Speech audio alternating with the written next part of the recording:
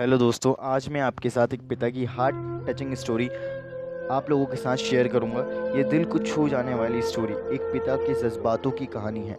इस कहानी से आप लोगों को बहुत बहुत कुछ सीखने को मिलेगा। इस कहानी को लिखने का मेरा एक ही मतलब था कि मैं पिता की भावनाओं को आप लोगों के साथ सुंदर स्टोरी में पढ़कर आप लोगों को शेयर करूँ। चलिए शुरू करते हैं। ये स्टोरी शुरू होते हैं जब मैं घर में गुस्से में बड़बड़ाने हुए निकल आया था और बस स्टैंड की तरफ आगे बढ़ने लगा।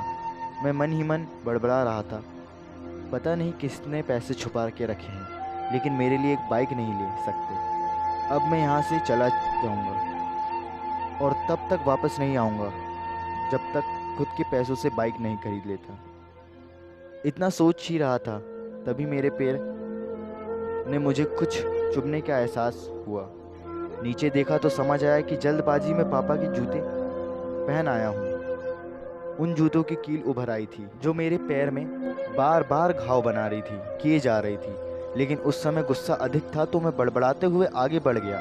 एकाएक मुझे याद आया कि मैं पापा का पर्स भी साथ ले आया हूँ। मेरे खुराफाती दिमाग में एक ख्याल आया, क्यों ना आज पापा का पर्स चेक किया जाए, जिसे आज तक उन्होंने किसी के तक हाथ नहीं लगाने दिया था। पता नहीं कौन सा खजाना छुपा के इस पर्स में रखा है जो किसी को हाथ नहीं लगाने देते थे। जब मैंने पापा का वह पुराना पर्स खोलकर देखा तो उसमें पैसे तो नहीं मिले, लेकिन पैसों की जगह एक डायरी रखी हुई थी। तब मैंने सोचा, ओह, तो यहाँ खजाना छुपा रखा है।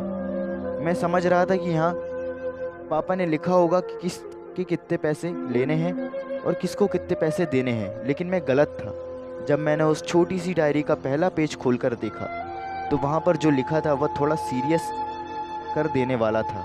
डायरी में जो लिखा था उसे पढ़ने के बाद मेरे चेहरे पर जो एक्सप्रेशन था वह गायब हो चुका था, क्योंकि डायरी में वैसा कुछ नहीं था जैसा मैं सोच रहा था। वहाँ पर उन पैसों का हिसाब लिखा हुआ था जो अलग अलग कामों के लिए अलग अलग लोगों से उधार लिए गए थे। उस लिस्ट में कंप्यूटर का नाम भी पैसे लिए गए थे। कुछ यूँ लिखा था, 50,000 बेटे के कंप्यूटर के लिए।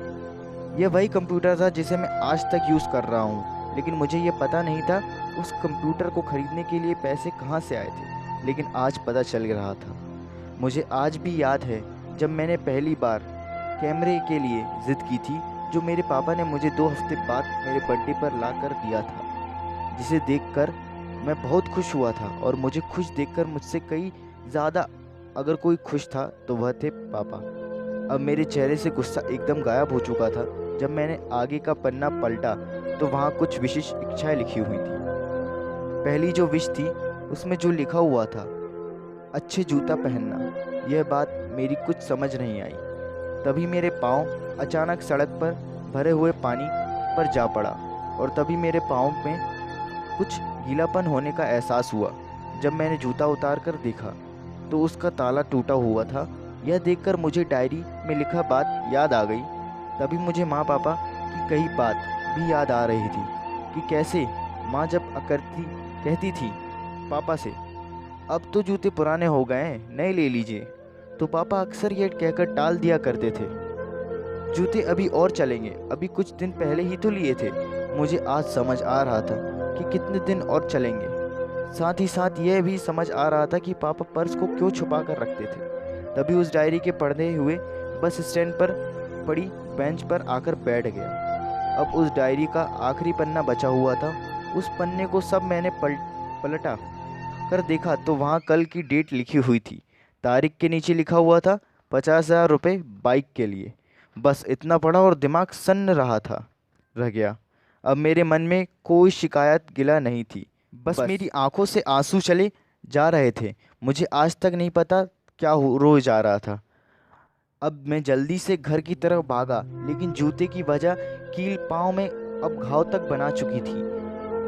मैंने जूते को रास्ते में ही निकाल कर फेंक दिया और भागते लड़खड़ाते हुए घर जा पहुंचा, लेकिन पापा घर पर नहीं थे। मैं समझ गया वह कहाँ गए थे। मैं सीधा पास वाली बाइक एजेंसी की तरफ भागा।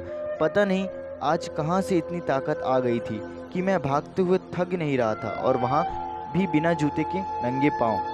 जैसे तैसे मैं बाइक एजेंसी पर पहुँचा। पापा वहीं थे। मैंने पापा को दौड़कर गले लगा लिया और मेरी आंखें से आंसू रुकने का नाम नहीं ले रही थी। पापा को समझ नहीं आ पा रहा था आखिर हो क्या रहा है, क्यों रो रहा हूँ मैं। मैंने पापा से कहा, पापा मुझे मोटरसाइकिल नहीं चाहिए, आप अपने लिए जूते ले लीजिए। अब आज मैं कोई ज़िद नहीं करूँगा, अपनी मेहनत से अपने बलबूते से पढ़ कर करूँगा। दोस्तों, ठीक ऐसे ही होते हैं हमारे पिता, अपनी खुशियाँ टाल कर हमारी खुशियाँ देखते हैं। तो आज की वीडियो कैसी लगी सब्सक्राइब करके ज़रूर बताना, और नीचे एक प्यारा सा कमेंट ज़रूर करना ताकि हम भी मोटिवेट हो सकें। आज के लिए बस इतना ही।